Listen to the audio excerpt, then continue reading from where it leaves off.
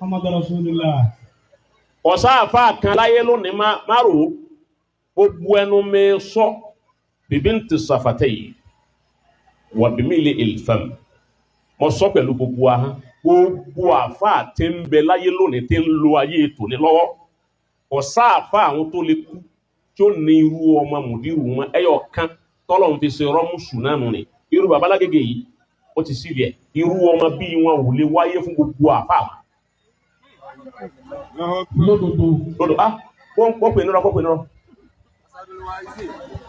kọ́dà àtà àwátà ń sọ̀rọ̀ yìí àtà gbogbo wátà agbogbo àti gbogbo yìí náà àti gbogbo àfá àti ń lo sàmánì yìí lọ́wọ́ ọwá retí tó ọba kú tán ọwá ní rùmùdírù ní àlífà má èyàn ti kọjá èyàn ò lè nírú ẹ̀ mọ́ àmọ́ tí ṣe káàdà mọ̀ bá Ọlọ́run sọ tọ́lọ́run wá pé àdéhùn fún wọn ó fi ṣe é báyìí èyí ṣe tí mo fi wí bẹ́ẹ̀ wọ́n náà tí kú wà fà ọmọ rẹ tó bí tí ọjà lífà rẹ òun náà ti kọ́ mọ́sálásí tí ẹ̀ ìdálẹ̀ kéwúlẹ̀ sí Abdul Hakim ó sì lè nírú Ọlọ́run ní òsì irú ànábì nǹkan Sallallahu alaihi wasallam. ọmọ tí kó wá ó fi jà lífà rẹ̀ ó ti lè dálẹ̀ kéwú tí ẹ lẹ̀ òun náà ti dá mọ́sálásí lẹ̀ òun sì là lífà rẹ̀ jọjọ kó lẹ́yìn ẹ òun rí pọ́lá rẹ̀ bàjẹ́ nu torí inú ilé rẹ̀ ó sì máa pé wọn nìkan kọ́ òun nìkan kọ́ ló bí àwọn sì lọ́bà kan yóò ní ẹni kó bára mi yóò sì rọra kó àwọn ọmọ díẹ̀ nínú ilé kéwù rẹ̀ bọ́ bá lọ tán àpọ̀lọ̀dọ̀ tiẹ̀ lọ́hùn òun náà ló sì jòkó àlífà ó sì máa ṣe jẹ́nà lọ́hùn yóò máa kó àwọn ọmọ kùn yàn a máa kó lọ́dọ̀ rẹ̀ nígbà tí ọba ẹ̀yá tí bàbá rẹ̀ ọba parẹ́ àwọn àbúrò tó kù ní débà nǹkan kan mọ́ wọn wà tí ọ wà sẹ́kù fọmọ tiẹ̀ ìròrí ọ̀pọ̀lọpọ̀ àwọn èèyàn lónìí nù ìròrí Baba Lágége ni wípé ìfẹ́ ní nǹkan kan láyé ju bàbá mi lọ. Bàbá Zima nígbàtà ẹ̀gbọ́ ìta fẹ́ lọ láṣẹ. ìfẹ́ ní nǹkan kan ṣe láyé bá. Nígbàtà Zima.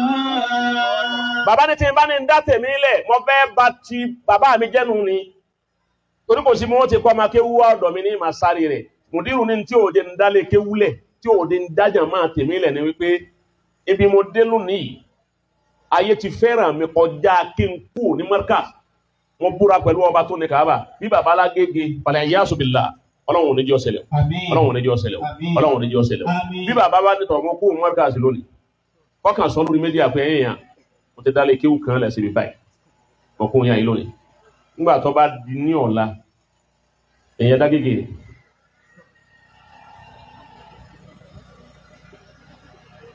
kó wà náà ni ọmọ àbánújẹ́ pé kí ló dé wọ́n ti wá fún mùdírù wọ́n ti sún wọn kàgiri débi kí wọ́n ṣe bẹ́ẹ̀ bàbá ní rárá àdéhùn tí mo bọ́lọ̀ ń ṣe lára bàbá mi kọ́ àdéhùn rẹ̀ ni pé iṣẹ́ rẹ̀ ìbá gbé débi tí ó lérò pé òun fẹ́ kó dé bàbá yìí tó wá gbé débẹ̀ wọ́n ti tún wá kọjá rẹ̀ ọyẹ wa sọ ọmọ àwo inú àwa àfáà tá à ń bẹ lónìí àlífà wo ló lè ṣe bẹ́ẹ̀ tí bàbá rẹ̀ bá kú tán kò sí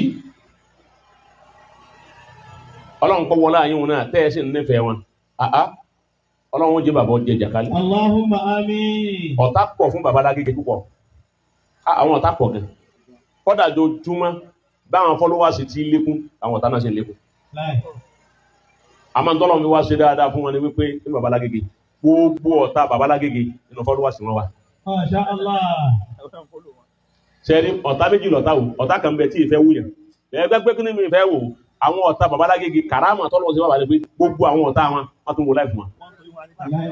Wọ́n sì náwó dátà wọ́n sì ra dátà. Tẹ́ ma pé n tá ń pè lọ́ta ni pé kò fẹ́ rí yàn ọ̀tá Baba Lágége àwọn tó wá fẹ́ rí wọn. Yóò jòkó ti láìfù láti ìgbà bá ti bẹ̀rẹ̀ yóò sì bá wọn parí yóò máa kọ́mẹ́ntì aburú òótọ́ o àmọ́ ṣe bóun ló lówó dátà tó rà. Definitely contribution dátà rẹ̀ ń bẹ nínú tí wo Baba Lágége. Karama kan náà tó. Alhamdulillah. Ọlọ́run jẹ́ àdí bàbá náà pé. Àmín. Lílá bí kan fún bàbá ẹ bá ń ṣe bẹ̀ fún wa. Bismillahirrahmanirrahim. إله قريش إله بركة الشتاء والصيف فليعبدوا رب هذا البيت الذي أطعمهم من جوع وآمنهم. Mo kí gbogbo ẹ̀yin àfáà lẹ́ẹ̀kan sí. Àmín.